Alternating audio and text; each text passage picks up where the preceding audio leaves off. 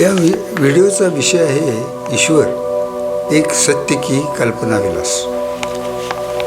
श्रद्धेची पहाट म्हणजे श्रद्धेचा उदय. या सृष्टीमध्ये विद्यमान असणाऱ्या ईश्वराविषयी श्रद्धा व ईश्वराची भक्ती या मनुष्य जीवनाला सर्वार्थाने संपन्न करतात. काही लोकांचा समज आहे की ईश्वराविषयी श्रद्धा ही मनुष्याला मानसिकदृष्ट्या दुर्बल बनविते. त्यांच्या मते ईश्वर हा एक कल्पनाविलास आहे, कारण ईश्वर मनुष्याच्या डोळ्यांना दृश्य नाही. मानवी जीवनात ईश्वराची काहीही भूमिका नाही असे काही लोक मानतात. ईश्वराचा शोध घेण्याचा प्रयत्न प्राचीन काळातील ऋषीमुनींनी केला आहे, कारण त्यांच्यामध्ये जिज्ञासा निर्माण झाली. ही अनंत सृष्टी कोणी निर्माण केली, त्याचा चालक कोण, प्राणीसृष्टी कोणी निर्माण केली, मी कोण आणि कोठून आलो, ही ती जिज्ञासा. ऋषीमुनींनी या जिज्ञासेपोटी ईश्वराला जाणून घेण्यासाठी कठोर तपश्चर्या केली. या साधनेतून त्यांना कळून आले की त्या ईश्वरी तत्वाचा मनुष्य अंश आहे. म्हणून त्यांना कोहम या प्रश्नाचे उत्तर सोहम हे मिळाले. पिंडी ते ब्रह्मांडी याची प्रचिती आली. परंतु मनुष्य मायेच्या प्रभावाने सोहम विसरून भूतलावर जीवन व्यतीत करू लागला. षड्रूपांनी त्याला ईश्वरापासून दूर नेले. असे जरी असले तरी ईश्वराचे अस्तित्व मानणाऱ्यांनी त्या दिव्य शक्तिरूपी परमेश्वराचा अनुभव व दिव्य दर्शनासाठी श्रद्धा व भक्तीचा आश्रय केला. परमोच्च भक्तीने त्यांनी निर्गुण निराकार परमेश्वराचे सगुण साकार स्वरूपात दर्शन घेतले. ईश्वराची भक्ती केल्याने या ऐहिक जीवनामध्ये काय प्राप्त होते, याचे उत्तर योगीजनांनी दिले आहे. ऐहिक जीवनामध्ये मनुष्याच्या प्राथमिक गरजा अन्न, वस्त्र व निवारा आहेत. त्या ईश्वराच्या भक्तीने उत्तम प्राप्त होतात. जगद्गुरू श्री तुकाराम महाराज प्रपंचाचे वर्णन करताना म्हणतात, सुख पाहता जवाब पाडे, दुःख पर्वता एवढे. या सुखदुःखाच्या लाटाकडे स्थितप्रज्ञतेने पाहण्यास श्रद्धा शिकवते, आत्मपरीक्षण शिकवते, आत्मनिवेदन शिकवते. श्रद्धा आणि त्यातून होणारी भक्ती सगुण ईश्वराबरोबर संवाद साधण्यास शिकवते.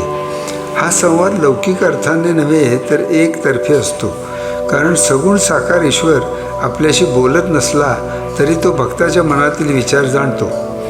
भक्ती उत्कट असेल तर तो भक्ताचे मनोरथ इच्छा पूर्ण करतो. या बाबतीत असंख्य ऋषीमुनी साधुसंतांच्या जीवनातील अनुभव बोलके आहेत. येथे काही प्रसंग थोडक्यात पाहू.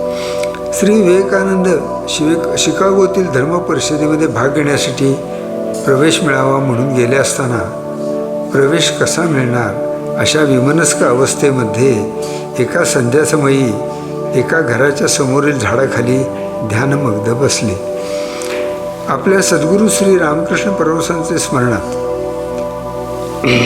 चमत्कार असा झाला की समोरील घराचे दार घरातील स्त्रीने अचानक उघडून त्यांना त्या कडाक्याच्या थंडीत घरात आश्रय देऊन विचारपूस केली आणि त्या दाम्पत्यानेच त्यांना सर्व धर्म परिषदेमध्ये भाग घेण्यासाठी प्रवेश मिळवून दिला.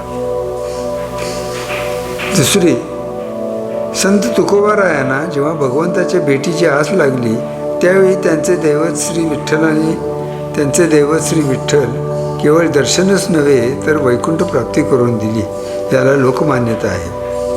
योगी अरविंद घोष यांना तुरुंगात असताना श्रीकृष्णाने प्रत्यक्ष दर्शन देऊन योग मार्गावर आरूढ केले. किंवा परमोच्च श्रद्धा व भक्ती व दैवी शिक्षेच्या अनुभवामुळे जगद्गुरू संत तुकाराम म्हणतात, जेथे जातो तेथे तू माझा सांगाती, चालविषयी हाती धरून या. श्री समर्थ रामदास स्वामींनी देवाभक्तांची अन्योन्य प्रीती नावाचे 20 पदी स्फुटकाव्य रचले आहे. त्यातील 2 पदे विषयाच्या पुष्टीसाठी सांगतो. ते लिहितात, भक्ताने अंतरी देव जाणूनी धरिला बळे, देव ही विसंबेना की सोडीना भक्तवत्सल, भक्तांचे न्यून सोसीना न्यूनते पुरते करी, भक्ताचा भार वाहितो ब्रिदेची चालली असे. येथे आपण समजून घेतले पाहिजे की संत तुकाराम असोत की संत रामदास ही सामान्य व्यक्ती नव्हेत. ईश्वराच्या प्राप्तीसाठी त्यांनी केलेल्या तपश्चर्येमुळे त्यांना ईश्वराचे सगुण साकार रूपात दर्शन झाले व दैवी कृपा प्राप्त झाली हा हे त्यांच्या चरित्रात नमूद आहे. त्यामुळे आपण त्यांच्या वचनावर विश्वास ठेवला पाहिजे. संपूर्ण भारतवर्षामध्ये जन्म घेतलेल्या अशा अनेक संत महात्म्यांचे ईश्वराप्रतीचे अनुभव इतिहासात नमूद आहेत. म्हणून आपण ईश्वराचे अस्तित्व मानले पाहिजे असे माझे प्रामाणिक मत आहे.